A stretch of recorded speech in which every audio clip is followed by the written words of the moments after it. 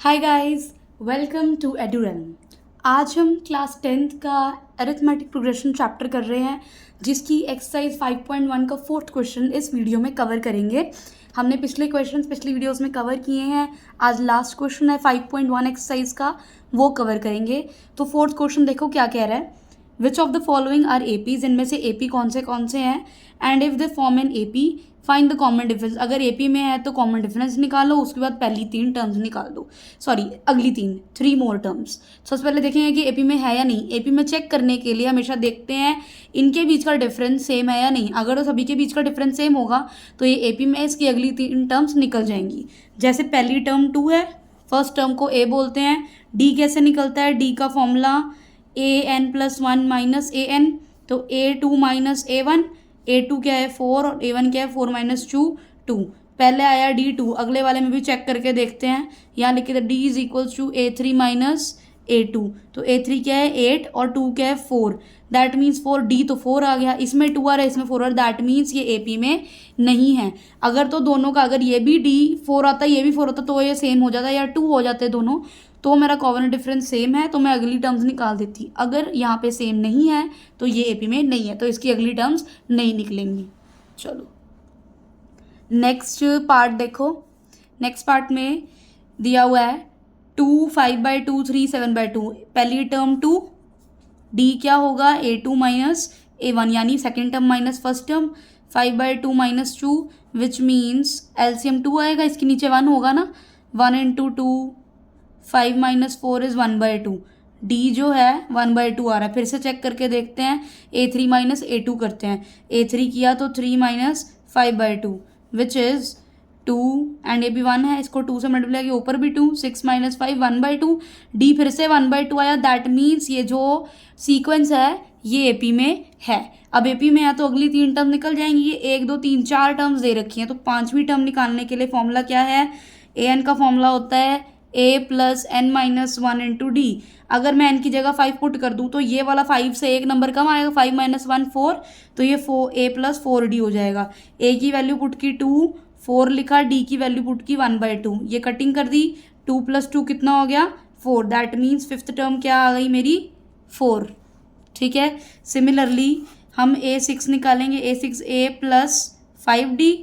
a क्या है मेरे पास 2, 5 है, d की वैल्यू 1/2 विच इज़ 2 + 5/2। इसका एलसीएम अगर लूँ मैं तो ये बनेगा 4 + 5 विच इज़ 9/2।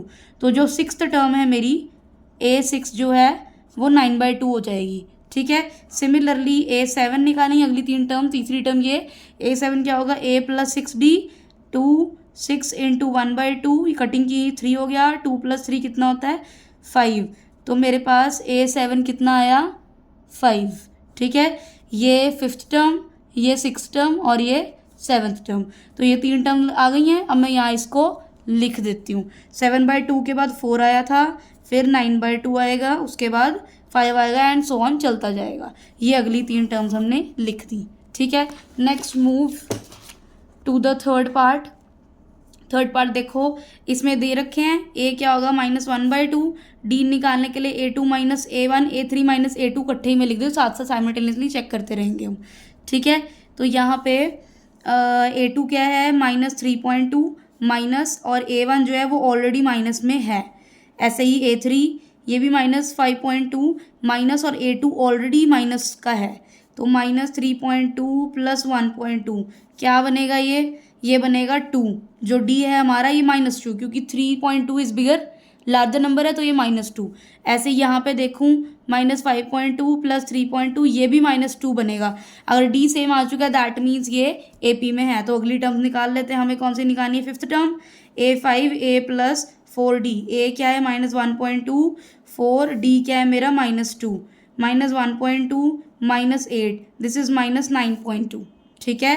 8 और -1.2 कैसे प्लस किया, 8 का मतलब है 8.0, पॉइंट के बाद अगर 0 आता तो उसकी कोई वैल्यू नहीं होती है, इसलिए मैंने अपनी तरफ से पॉइंट 0 कर दिया ताकि इसकी कोई वैल्यू ना रहे। 8 और 1.2, क्योंकि माइनस माइनस प्लस होता है, तो 1.2 प्लस करूँगी तो ये 9.2 ही बनेगा। 2 0 + 2 2, 8 + 1 9, तो 9.2 हो गया ये -9.2। ठीक है। इसके बाद ये फिफ्थ टर्म निकली है। ऐसे ही sixth term A plus 5d which is -1.2 plus 5 into -2 -1.2 -10 -11.2 is the sixth term. Similarly मैं A7 निकाल दूंगी. सेवन्थ टर्म में a plus 6d -1.2 6 into -2 -1.2 -12 6 to 12 होता है. इसको माइनस माइनस प्लस करेंगे तो ये 13.2 माइनस का 13.2 बनेगा सेवन्थ टर्म. तो अब मुझे ये अगली 3 टर्म मिल चुकी हैं, इनको मैं ऊपर एपी में लिख दूंगी. ठीक है, चलो let's move to the fourth part. इसमें पहली टर्म है -10, राइट. तो मैं अब d देख लेती हूँ. a2 माइनस a1 होता है d and a3 minus a2 होता है. ठीक है, हमने ये पढ़ा हुआ है. तो यहाँ पे मैंने a2 पुट किया -6 माइनस 10. ठीक है, ऐसे ही -2 -6. तो -6 प्लस 10 क्या हो गया 4, d आया 4. यहाँ पे देखिए -2 प्लस 6 करे तो भी 4 आया d. दैट मीन्स ये सेम है, दैट मीन्स ये एपी में है. अब मैं अगली टर्म निकाल देती हूँ. मैंने फिफ्थ टर्म निकालनी है, सिक्स टर्म निकालनी है और सेवन्थ टर्म निकालनी है. ठीक है, अगर मैं ये तीनों निकालनी है, this is a plus 4d. a क्या है मेरा -10 4 और d क्या है मेरे पास 4. -10 प्लस 16 4 4 16 होता है, आ गया 6 माइनस प्लस -10 प्लस 16 इज 6. तो यहाँ पे अगली टर्म आएगी 6. ऐसे ही सिक्स टर्म आएगी a प्लस 5d. a क्या है मेरे पास -10 5 इंटू 4 -10 प्लस 20 दैट इज 10. तो मेरे पास सिक्स टर्म क्या आई 10. ठीक है, ऐसी seventh a plus 6d that means ये -10 प्लस 6 इंटू 4 -10 प्लस 24 इज 14. ठीक है, तो 14 मेरी क्या आ गई सेवन्थ टर्म. ये हो गई मेरी सिक्स टर्म, सेवन्थ टर्म और ये मेरी फिफ्थ टर्म, ये वाली सिक्स्थ. ये जो मैंने निकाला ये मेरी A5 है. ठीक है, अगली 3 टर्म्स निकाल दी. चलो let's move to the last. इस पेज का फिफ्थ पार्ट जो इस पेज पे लिखा हुआ है. a मेरे पास 3 दिया हुआ है. d निकालने के लिए वही a2 माइनस a1 और a3 माइनस a2. ठीक है, हमने ये सीखा हुआ है, यही फॉर्मूला है. a2 क्या है 3 प्लस √2 माइनस 3 3 कैंसिल हो गया, प्लस का 3 माइनस का 3 3 माइनस 3 0, तो √2 बचा d. यहाँ पे देखते हैं 3 प्लस 2√2 माइनस 3 माइनस √2. ये मैंने दोनों के दोनों माइनस क्यों किए, क्योंकि ये 3 प्लस 2√2 था, ये 3 प्लस √2 है. जब मैं इसको माइनस करूँगी तो दोनों के साइन चेंज हो जाएंगे ना, इसलिए 3 भी माइनस का हो गया, √2 भी माइनस का हो गया, इसलिए ये ऐसे लिखा है. तो जब मैं 3 और 3 कैंसिल, 2√2 एक 2√2 है, एक √2 है. एक √2 का मतलब होता है 1√2. ठीक है, और 2√2 तो मतलब 2 बार √2 आया हुआ है. दैट मीन्स इन दोनों को माइनस करूँगी तो एक √2 बचेगा, इसलिए यहाँ पे भी जो है √2 आया है d. अगर d सेम आ रहा है दैट मीन्स ये AP में है. अब मैं अगली टर्म्स निकाल दूंगी. a5 क्या होगा a प्लस 4d. a मेरे पास 3 आया, 4 इंटू √2. ठीक है, अब √2 ये इसके आगे a6 है, a प्लस 5d 3 प्लस 5 √2. ऐसे ही a7 है, a7 भी a plus 6d which is 3 plus 6 √2. तो ऐसे करते करते ये टर्म्स आ जाएंगी, ये सेवन्थ टर्म, ये सिक्स टर्म और ये फिफ्थ टर्म. ठीक है, चलो let's move to the next parts. Next parts में देखो ये रहा. नेक्स्ट पार्ट में ये दिए हुए हैं. अब मैं a की वैल्यू 0.2. अब मैं d अगर निकाल लूँ तो ये a2 माइनस a1 होता है. a2 क्या है 0.22 माइनस 0.2. माइनस 0.2 का मतलब है 20, क्योंकि पॉइंट के बाद वाला जो जीरो लगता है उसकी कोई वैल्यू नहीं होती, इसलिए मैं कल 0.2 लिख देती हूँ. मैंने 20 लगा दिया कि एक जैसा लगे कि 2 डिजिट इसके पास है, 2 डिजिट्स इसके पास है, माइनस करने में ईजी लगे. तो 0.22 माइनस 0.20. तो यहाँ पे करूँगी तो क्या बनेगा ये 0.02. ठीक है, ये हाँ माइनस 0.02, माइनस कह रही हूँ प्लस का है ये बड़ा है ना, तो -0.02. ऐसी मैं a3 माइनस a2 करके देख लेती हूँ. 0.222 माइनस 0.22 ये बनेगा 0.002. कैसे किया 0.222 0.220, तो 0.002. अब ये वाला d जो है और ये वाला d जो है ये दोनों सेम तो नहीं है, that means it is not an AP. ठीक है, चलो अगले पार्ट पे ये दिए हुए हैं. पहली टर्म जो है 0, तो d क्या होगा a2 माइनस a1. a2 क्या है मेरे पास -4 और a1 सॉरी हाँ A1 है 0, तो दिस इज़ -4, डी क्या आ गया -4। ऐसे ही मैं A3 माइनस A2 करके देखती हूँ, -8 माइनस -4 -8 + 4 इज इक्वल्स टू -4, तो डी तो आ गया सेम हमारा, डी सेम आ गया ना।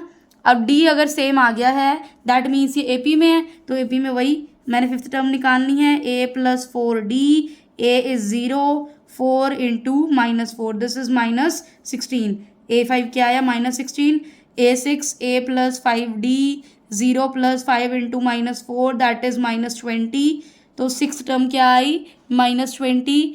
नेक्स्ट है सेवन्थ टर्म में A + 6D, 0 आई है first term, 6 × -4 -24 is the seventh term. ठीक है, ये तीनों टर्म्स आ गई। चलो next move to the eighth part में देखो क्या है, ये सारे दिए हुए हैं।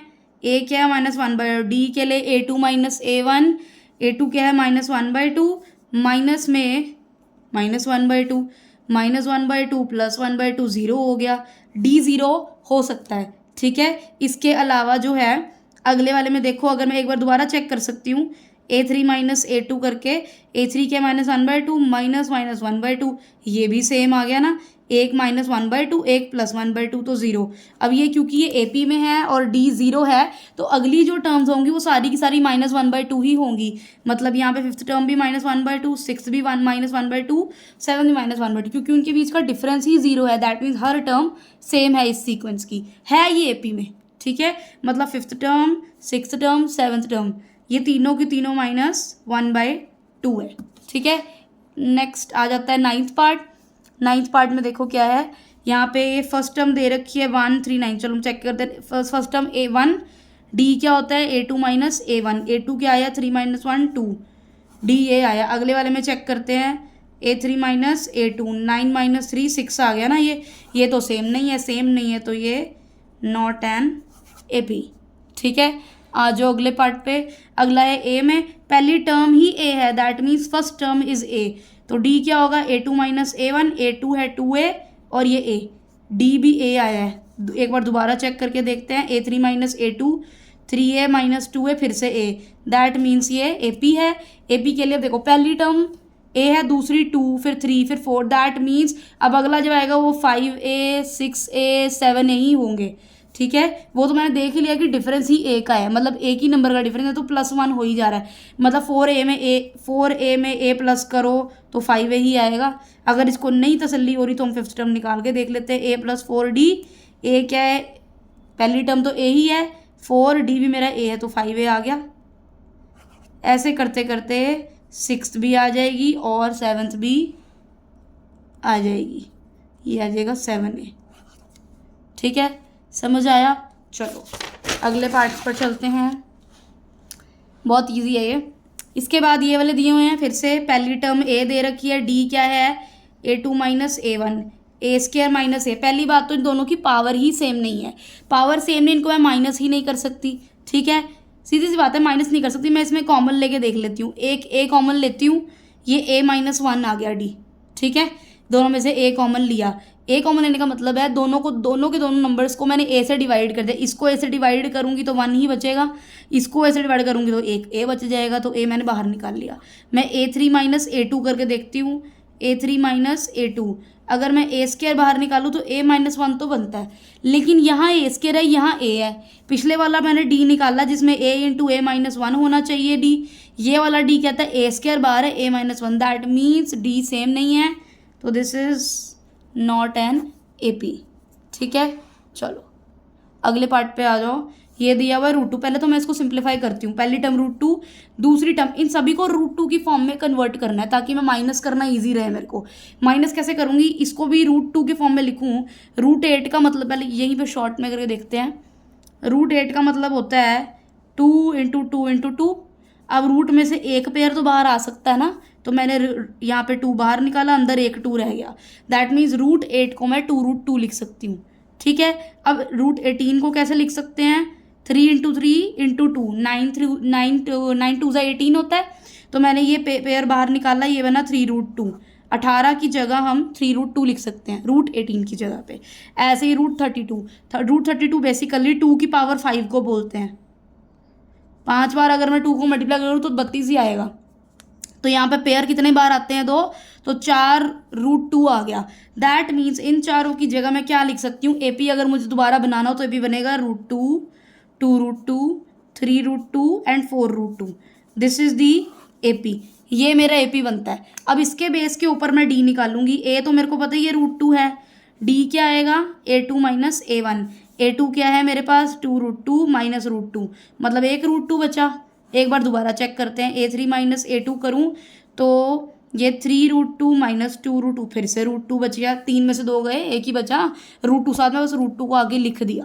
ठीक है, अब क्योंकि D सेम आ रहा है सभी में तो ये मेरा AP है। AP है तो अगली टर्म क्या होगी, 5√2, 6√2, 7√2। इसको आप फॉर्मूला लगा के भी करोगे तब भी सेम ही आएगा। मैं तो सीधा लिख दिया, आप इसको सॉल्व कर लेना। ठीक है, लास्ट पार्ट, लास्ट नहीं है एक्चुअली, ये हमारा 8th पार्ट है। देखो अब इसमें भी सेम चीज़ करेंगे, √3 की फॉर्म में कर लेते हैं सभी को। इसको क्या लिख सकती हूँ, वैसे इसको √3 में कर नहीं सकते हम, क्यों, क्योंकि √6 है, √6 का मतलब है 2 × 3।